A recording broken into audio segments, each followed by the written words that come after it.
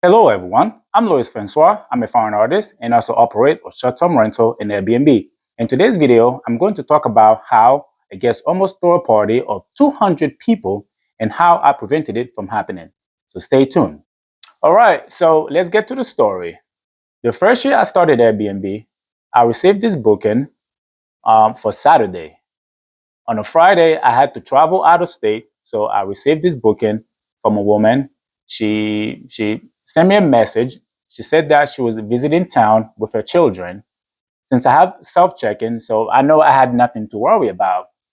But on the check-in day, when I checked my doorbell camera and I saw a young man, I'm like, well, that was fine. Sometimes parents do send their teenagers, to check in, so while they doing other stuff. So I had nothing to worry about. Start noticing that other kids, other teenagers are walking in the yard, the front yard. So I still had nothing to worry about because I do know when a family visits a town, family members do come to visit them. So I still had nothing to worry about. And then I saw one, two, three, even more showing up. I said, well, that doesn't sound like, a typical family member. And I saw one of them smoking in the front porch.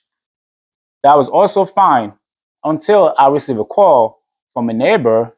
And the neighbor called me and said, hey, Louis, are you going to have a party at your house? And I said, what are you talking about, party? And he said, yeah, I'm in town and there's a bunch of, teenagers talking about, there would be like a big party of 200 people. It was going to be like a music video in the big White House. So the only big White House that I know of is your house. I said, well, okay, let me check with the guests. So the last straw was I saw people walking in the front yard, a bunch of people, and front and backyard. And then they start blocking my cameras because I have cameras that face the backyard and the front yard. So I decided to text the guests again. I said, you know what? I know you're going to have a party and you need to get out. So now things started to get heat up. Block my camera in the backyard. They blocked the doorbell. But before that, I saw some of them smoking, working inside while they smoking. So I decided to text the guests. I said, you know what?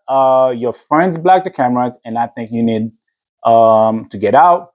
You're definitely going to throw a party, and party was not allowed. So he started to get agitated and said, well, you know what? I'm not gonna get out. I pay my money. So I said, well, I will refund you your money. Please get out. Otherwise, I will call the cops. And he refused. Okay, I was out of state, so I got so nervous. I was like, oh man, you know what? I should have been there, to shut down the party myself. Unfortunately, I couldn't because I was out of state. So I called the cops, and I told the cops, you know what? I'm running this short-term rental, and I have guests, and I suspected that they were going to throw a party, and I want them out. So the cops showed up, and they were very angry, and some of them were cursing at me to the doorbell. They were coming back. So I threw them out. So that's how I shut it down. Thankfully, the cops came.